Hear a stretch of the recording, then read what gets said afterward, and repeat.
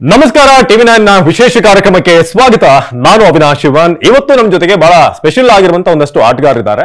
ಅವ್ರನ್ನ ನಾವು ಮೈಸೂರಿನ ಮಹಾರಾಜರು ಅಂತ ಬಹಳ ಹೆಮ್ಮೆಯಿಂದ ಕರೀಬಹುದು. ಯಾಕಂದ್ರೆ ಇತ್ತೀಚೆಗೆ ಅಂತ್ಯವಾದಂತ ಮಹಾರಾಜ ಸೀಸನ್ ಏನಿದೆ 15 ದಿನಗಳ ಕಾಲ ಜಗ್ಗಾಡಿ ಹೋರಾಟ ಮಾಡಿ ಫೈನಲಿ ಆ ಕಿರೀಟವನ್ನ ತಮ್ಮದಾಗಿಸ್ಕೊಂಡಿದ್ದಾರೆ. ಕಳೆದ ವರ್ಷ ಸ್ವಲ್ಪ ಜಸ್ಟ್ ಮಿಸ್ ಆಗಿತ್ತು, ಆದ್ರೆ ಈ ಬಾರಿ ಮಿಸ್ ಆಗೋಕೆ ಚಾನ್ಸೇ ಇಲ್ಲ ಅಂತ ಆಟಗಾರರು ತಮ್ಮ 100% ಅನ್ನ ಮೈದಾನದಲ್ಲಿ ಕೊಟ್ಟಿದ್ದಾರೆ.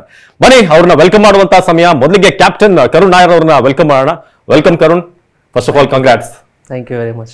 ಹಾಗೇನೆ ನಮ್ಮ ಜೊತೆ ಜಗದೀಶ್ ಸುಚಿತ್ ಇದ್ದಾರೆ. Suchith, welcome to the show. ನಮ್ಮ ಮೈಸೂರಿನ ಹುಡುಗ. ಸೊ ಹಾಗೇನೆ ಕೃಷ್ಣಪ್ಪ ಗೌತಮ್, ನಮ್ಮ ದೇಶದ one of the finest allrounders. Gowtham, welcome to the show.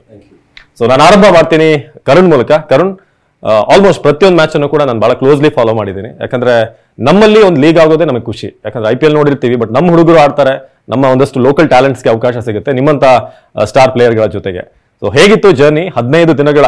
ಯಾಕಂದ್ರೆ ಬ್ಯಾಕ್ ಟು ಬ್ಯಾಕ್ ಮ್ಯಾಚ್ಗಳು, ತುಂಬಾ ರೆಸ್ಟ್ ಇರಲಿಲ್ಲ. ಸೊ ಎಂಟೈರ್ ಜರ್ನಿ ಅನ್ನೋ ಒಂದ್ಸಲ ರೀಕ್ಯಾಪ್ ಮಾಡೋದಾದ್ರೆ. ತುಂಬಾ ಚೆನ್ನಾಗಿತ್ತು. ಜರ್ನಿನ ರೀಕ್ಯಾಪ್ ಮಾಡ್ಬೇಕಂದ್ರೆ ಆಕ್ಷನ್ ಇಂದ ಸ್ಟಾರ್ಟ್ ಆಯ್ತು.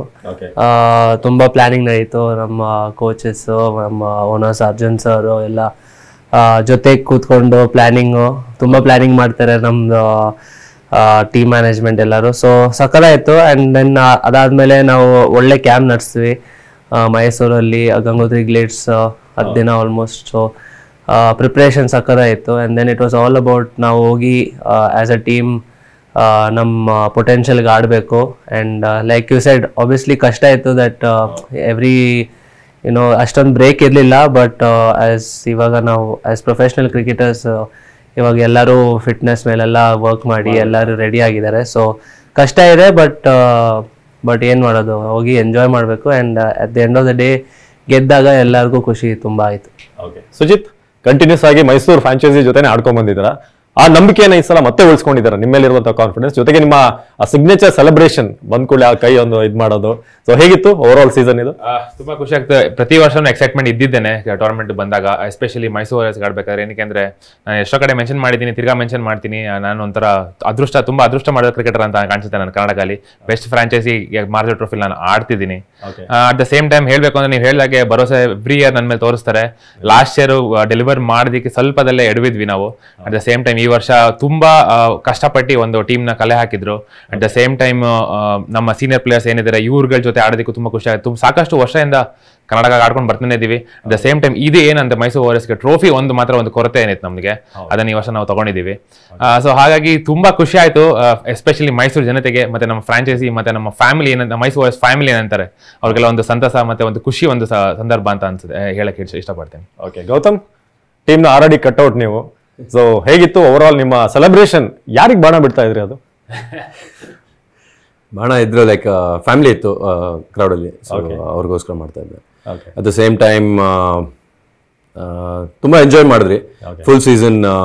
ದ ವೇ ವಿ ಪ್ರಿಪೇರ್ಡ್, ಹೆಂಗ್ ಪ್ರಿಪರೇಷನ್ ಸ್ಟಾರ್ಟ್ ಮಾಡಿದ್ರಿ, ಹೆಂಗೆ ಎಲ್ಲ ಒಟ್ಟಿಗೆ ಇದ್ರಿ, ಎಲ್ಲ ಒಟ್ಟಿಗೆ ಮಾಡ್ತಾ ಇದ್ರಿ. ಲೈಕ್ ಗುಡ್ ಬ್ಯಾಡ್ ಆಗ್ಲಿ ಏನೇ ಇದ್ರು ಎಲ್ಲ ಒಟ್ಟಿಗೆ ಇದ್ರಿ.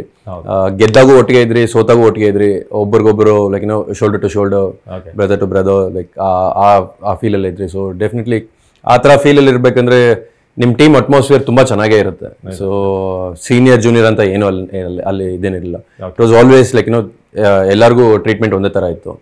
ಸೊ ಅದರಿಂದನೇ ಮೋಸ್ಟ್ಲಿ ನೀವು ನೋಡ್ಬೋದು, ಎಲ್ಲರೂ ಎಂಜಾಯ್ ಮಾಡಿದ್ರು. ಲೈಕ್ ಯಾರು ಆಡಿದ್ರು, ಯಾರು ಆಡಿಲ್ಲ, ಅದು ಯಾರಿಗೂ ಏನು ಅನಿಸಿಲ್ಲ. ಇಟ್ಸ್ ಆಲ್ ಅಬೌಟ್ ಆ ಮೂಮೆಂಟಲ್ಲಿ ಎಲ್ಲರೂ ಇದ್ರು ಆ್ಯಂಡ್ ಎಲ್ಲರೂ ಸೆಲೆಬ್ರೇಟ್ ಮಾಡಿದ್ರು. And we celebrated the victory for Mysore and for ಆ ಫ್ರಾಂಚೈಸ್. ಕರುಣ್, ಲಾಸ್ಟ್ ಟೈಮ್ ಕೂಡ 500+, ಈ ಸಲ ಮತ್ತೆ 500. ಬ್ಯಾಕ್ ಟು ಬ್ಯಾಕ್ ಸೀಸನ್ ಅಲ್ಲಿ ಈ ತರ ಟಿಕ್ ಮಾಡೋದು ಹೇಗೆ ಸಾಧ್ಯ ಆಯಿತು? ಜೊತೆಗೆ ನಿಮ್ಮ ಬ್ಯಾಟಿಂಗ್ ಸ್ಟೈಲ್, ನಾನು ನಿಮ್ಮ ಜರ್ಸಿ ಲಾಂಚ್ಗೂ ಕೂಡ ಬಂದಿದೆ, ನಿಮ್ಮನ್ನು ಮಾತಾಡ್ಸಿದ್ದೆ, ಬೇರೆ ವರ್ಷನ್ ಕಾಣ್ತಾ ಇದೆ. ಕರುಣ್ 2.0 ಕಾಣಿಸ್ತಾ ಇದೆ ಈಗ 2 ಸೀಸನ್ ನೋಡಿದಾಗ. ಹೇಗೆ ಆ ಟ್ರಾನ್ಸ್ಫಾರ್ಮೇಶನ್ ಆಯಿತು? ನಿಮ್ಮ ಸ್ಟ್ರೈಕ್ ರೇಟ್ ಕೂಡ ತುಂಬಾ ಚೆನ್ನಾಗಿದೆ. ನನ್ನ ಪ್ರಕಾರ ಅಷ್ಟೊಂದು ಏನು ಟ್ರಾನ್ಸ್ಫಾರ್ಮೇಶನ್ ಆಗಿಲ್ಲ. ಜಸ್ಟ್ ಕಾನ್ಫಿಡೆನ್ಸ್ ಆ್ಯಂಡ್ ಎಕ್ಸಿಕ್ಯೂಷನ್ ಮೇಲೆ ಅಂದರೆ ಜಾಸ್ತಿ ಫೋಕಸ್ ಮಾಡಿದೆ. ಆ್ಯಂಡ್ ಆಬ್ವಿಯಸ್ಲಿ ರನ್ ಬರ್ತಾ ಇದ್ದಾಗ ಜಾಸ್ತಿ ಕಾನ್ಫಿಡೆನ್ಸ್ ಇರುತ್ತೆ, ಆ್ಯಂಡ್ ಜಾಸ್ತಿ ಅಂದರೆ ಶಾರ್ಟ್ಸ್ ಆಡೋಕ್ಕೆ ಅಂದರೆ ಕಾನ್ಫಿಡೆನ್ಸ್ ಇರುತ್ತೆ. ಸೊ ತುಂಬ ಖುಷಿ ಆಯಿತು ದಟ್ 2 ವರ್ಷ ಕಂಟಿನ್ಯೂಸ್ ಆಗಿ ಆರೆಂಜ್ ಕ್ಯಾಪ್ ಸಿಕ್ತು. ಆ್ಯಂಡ್ ಅಂದರೆ ಏನೂ ಡಿಫ್ರೆಂಟಾಗಿ ಮಾಡಿಲ್ಲ. ಆಬ್ವಿಯಸ್ಲಿ ಓವರ್ ದ ಇಯರ್ಸ್ ಏನೇನು ವರ್ಕ್ ಮಾಡ್ತಾ ಬರ್ತಾ ಇದ್ದೀನಿ, ಅದೇ ಅಂದರೆ ಒಳ್ಳೆ ಸ್ಕೋರ್ಸ್ ಕೊಟ್ಟಿದೆ ಇವಾಗ. ಬಟ್ ಡಿಫೆನ್ಸಿವ್ ಗಿಂತ ಜಾಸ್ತಿ ಅಟ್ಯಾಕಿಂಗ್ ಮೋಡ್ ಇದೆ, ಅದನ್ನ ನಾವು ಅಬ್ಸರ್ವ್ ಮಾಡ್ತೀವಿ. ಯಾವಾಗ್ಲೂ ಅಟ್ಯಾಕಿಂಗ್ ಮೋಡ್ ಪ್ಲೇಯರ್ ಇದ್ದಿದ್ದು. ಸೊ ಲೈಕ್ ನಾನು ಹೇಳ್ದಂಗೆ ಎಷ್ಟು ಜಾಸ್ತಿ ಕಾನ್ಫಿಡೆನ್ಸ್ ಇರುತ್ತೆ ಅಷ್ಟು ಜಾಸ್ತಿ ಅಟ್ಯಾಕಿಂಗ್ ಶಾಟ್ಸ್ ಆಡೋಕ್ಕೂ ಮನ್ಸು ಬರುತ್ತೆ. And it's all about execution. ಆ ಟೈಮಲ್ಲಿ ಆ ಮೂಮೆಂಟಲ್ಲಿ ಅದು ಎಕ್ಸಿಕ್ಯೂಟ್ ಮಾಡಬೇಕಂದ್ರೆ ಆ ಕಾನ್ಫಿಡೆನ್ಸ್ ಇರಬೇಕು ಆ್ಯಂಡ್ ಆ ಪ್ರಾಕ್ಟೀಸ್ ಇರಬೇಕು. ಸೊ ಆಬ್ವಿಯಸ್ಲಿ ಖುಷಿ ಆಗ್ತಾ ಇದೆ ದಟ್ ನಾನು ಏನೇನು ಅನ್ಕೊಂಡಿದ್ದೆ ಅದೆಲ್ಲ ಮಾಡೋಕ್ಕಾಯಿತು. And obviously at the end of the day trophy ಗೆಲ್ಲಬೇಕು ಅಂತ ಇತ್ತು. ಆ್ಯಂಡ್ ಮೋಸ್ಟ್ ಇಂಪಾರ್ಟೆಂಟ್ಲಿ ಅದು ಗೆದ್ದಾದ್ಮೇಲೆ ಸಖತ್ ಖುಷಿ ಆಯ್ತು, ಅಚೀವ್ ಆಗಿದೆ. ಓಕೆ ಸುಜಿತ್, ನಾನು ಕಾಮೆಂಟೇಟರ್ಗಳು ನಿಮ್ಮ ಬಗ್ಗೆ ಮಾತನಾಡೋದು ಗಮನಿಸಿದ್ದೇನೆ. One of the fittest player, ಒಳ್ಳೆ ಫೀಲ್ಡರ್ ನೀವು. ಹಾಗೆ ಬೌಲಿಂಗ್ ಅಂತ ಬಂದಾಗ್ಲೂ ಕೂಡ ಅಂದ್ರೆ ಮಿಂಚ್ ಆಗಿರ್ತೀರಾ. ಹೇಗೆ ಮೈಸೂರಿಗೆ ನೀವು ಎರಡೂ ಕಡೆಯಿಂದ ಒಂದು ಮ್ಯಾಚ್ ಅಲ್ಲಂತೂ ಬ್ಯಾಟಲ್ಲಂತೂ 6 ಮೇಲೆ 6 ಬಂತು. ಸೊ ಯಾವ ಕಡೆ ಜಾಸ್ತಿ ಕಾನ್ಸಂಟ್ರೇಷನ್ ಇದೆ? ಬ್ಯಾಟಿಂಗ್ ನಲ್ಲೂ ಕೂಡ ಅಬ್ದ ಆರ್ಡರ್ ಕರುಣ್ ಕಳಿಸ್ಬೇಕು ಅಂತ ಹೇಳ್ಬೇಕಾ ನೆಕ್ಸ್ಟ್ ಸೀಸನ್ ಇಂದ? ಇಲ್ಲ, ಆಕ್ಚುಲಿ ಸಾಕಷ್ಟು ಮಾತುಕತೆ ಆಗಿದೆ ಅದಕ್ಕೆ. ಬಟ್ ಇವರು ಕರುಣ್ ಮತ್ತೆ ಮ್ಯಾನೇಜ್ಮೆಂಟ್ ಯೋಚನೆ ಮಾಡಿದ್ದೇನೆಂದ್ರೆ ಲೋಡ್ ಒಂದೇ ಆರ್ಡರ್ ಸಾಕತ್ ಕಾಂಟ್ರಿಬ್ಯೂಟ್ ಮಾಡಿದ್ರೆ ತುಂಬಾ ಹೆಲ್ಪ್ ಆಗುತ್ತೆ ಅಂತ ಅಲ್ಲೇ ಇರ್ಲಿ ಅಂತ ಯೋಚನೆ ಮಾಡಿದ್ರು. ಓಕೆ, ನೀವು ಹೇಳ್ದಾಗೆ ಸಾಕಷ್ಟು ವರ್ಕ್ ಮಾಡಿದೀನಿ ಓವರ್ ದ ಇಯರ್ಸ್ ಬೌಲಿಂಗ್ ಮೇಲೆ. ಇವಾಗ ಆಲ್ರೌಂಡರ್ ಅಂತ ಬಂದಾಗ ನೀವು ಒಂದ್ ಸ್ಕಿಲ್ ನ ಇಂಪಾರ್ಟೆನ್ಸ್ ಕೊಡ್ಲೇಬೇಕಾಗುತ್ತೆ. ಸೊ ನನಗೆ ಬೇಸಿಕಲಿ ಬೌಲಿಂಗ್ ಮೇಲೆ ನಾನು ಸಖತ್ ಇಂಪಾರ್ಟೆನ್ಸ್ ಕೊಡ್ತೀನಿ. ಬ್ಯಾಟಿಂಗ್ ಅಲ್ಲಿ ಏನೇ ಬಂದ್ರೆ ನಾನು ಬೋನಸ್ ಅಂತ ನಾನು ತಿಳ್ಕೊಂತೀನಿ. ಅಟ್ ದ ಸೇಮ್ ಟೈಮ್ ಇವಾಗ ಫೀಲ್ಡಿಂಗ್ ಅಲ್ಲೂ ಕಾಂಟ್ರಿಬ್ಯೂಟ್ ಮಾಡಬಹುದು. ಸೊ ಹಾಗಾಗಿ ನಂದು ಬೌಲಿಂಗ್ ಬ್ಯಾಟಿಂಗ್ ಅಲ್ದೇನೆ ಫೀಲ್ಡಿಂಗ್ ಕೂಡ ಕಾಂಟ್ರಿಬ್ಯೂಟ್ ಮಾಡೋದ್ರಿಂದ ಸಾಕಷ್ಟು ಏನಂತಾರೆ ಡಿಫ್ರೆಂಟ್ ಆಸ್ಪೆಕ್ಟ್ ಅಲ್ಲಿ ಕಾಂಟ್ರಿಬ್ಯೂಟ್ ಮಾಡುವಂತ ಒಂದು ಅಬಿಲಿಟಿ ಇದೆ ನನಗೆ. ಸೊ ಅದಕ್ಕೋಸ್ಕರನೇ ಇವಾಗ ಬೌಲಿಂಗ್ ಒಂದೇ ಅಲ್ಲ, ಬ್ಯಾಟಿಂಗ್ ಒಂದೇ ಅಲ್ಲ, ಎಲ್ಲಾ ಆಸ್ಪೆಕ್ಟ್ ಅಲ್ಲಿ ಫೋಕಸ್ ಮಾಡ್ತೀನಿ. ಅಟ್ ದ ಸೇಮ್ ಟೈಮ್ ನೀವು ಹೇಳ್ದಾಗೇನೆ ಡಿಫ್ರೆನ್ಸ್ ಮಾಡಬೇಕು. ಸುಮ್ಮನೆ ಕಾಂಟ್ರಿಬ್ಯೂಟ್ ಮಾಡಿದ್ರೆ ಸಾಕಾಗೋದಿಲ್ಲ. ನೀವು ಟೀಮ್ ಅಲ್ಲಿ ಬೌಲಿಂಗ್ ಹಾಕಿ ಬ್ಯಾಟಿಂಗ್ ಆಡಿದ್ರು ಡಿಫ್ರೆನ್ಸ್ ಮಾಡಬೇಕು ಟೀಮ್ ಏನಾದ್ರು. ಗೆದ್ದಾಗ ಮಾತ್ರ ಆ ಖುಷಿ, ಆ ಸಂತೋಷ ಮತ್ತೆ ನಮ್ಗೆ ಪರ್ಸನಲ್ ಆಗಿ ಸ್ಯಾಟಿಸ್ಫ್ಯಾಕ್ಷನ್ ಇರುತ್ತೆ. ಸೊ ಹಾಗಾಗಿ ಗೆಲ್ಲೋ ರೀತಿನಲ್ಲಿ ಕಾಂಟ್ರಿಬ್ಯೂಟ್ ಮಾಡಿದ್ರೆ ಇನ್ನೂ ಖುಷಿ ಆಗುತ್ತೆ. ಬಟ್ ನಿಮ್ಗೆ ಯಾಕೆ ಸುನಿಲ್ ನಾರಾಯಣ್ ತರ ಟ್ರೈ ಮಾಡಬಾರ್ದು ಅಂತ? KKR ಟ್ರೈ ಮಾಡಿದಾಗೆ ಓಪನಿಂಗ್ ಹೆಂಗು ಲೆಫ್ಟ್ ಕಾಂಬಿನೇಷನ್ ಬೇಕು, ರೈಟ್ ಹಾಕಿ ನಿಮ್ ಕೋಚ್ ಅವರಿಗೆ ಗಂಭೀರ ತರ ಐಡಿಯಾ ಕೊಡಬೇಕು. ವರ್ಷದ ಆಯ್ತು, ನೆಕ್ಸ್ಟ್ ಇಯರ್ ನೋಡೋಣ. ಓಕೆ ಓಕೆ ಗೌತಮ್, ನಾನು ಈ ಸೀಸನ್ ಸ್ಟಾರ್ಟಿಂಗ್ ಅಲ್ಲಿ ಜರ್ಸಿ ಲಾಂಚ್ ದಿವಸ ನಿಮ್ ಜೊತೆ ಮಾತಾಡಿದ್ದೆ. ಬೌಲಿಂಗ್ ಅಲ್ಲಿ ನೀವು ಆಲ್ಮೋಸ್ಟ್ ಟಾಪ್ 2 ನಲ್ಲಿದ್ದಾರೆ. ಅಂದ್ರೆ ಫಸ್ಟ್ 17 ಆಗಿದೆ ನಿಮ್ಮ ವಿಕೆಟ್ಸ್ ಕೂಡ. ಸೊ ಸ್ಪಿನ್ನರ್ಸ್ ಅಲ್ಲಿ ನೀವು ಟಾಪ್ ವಿಕೆಟ್ ಟೇಕರ್.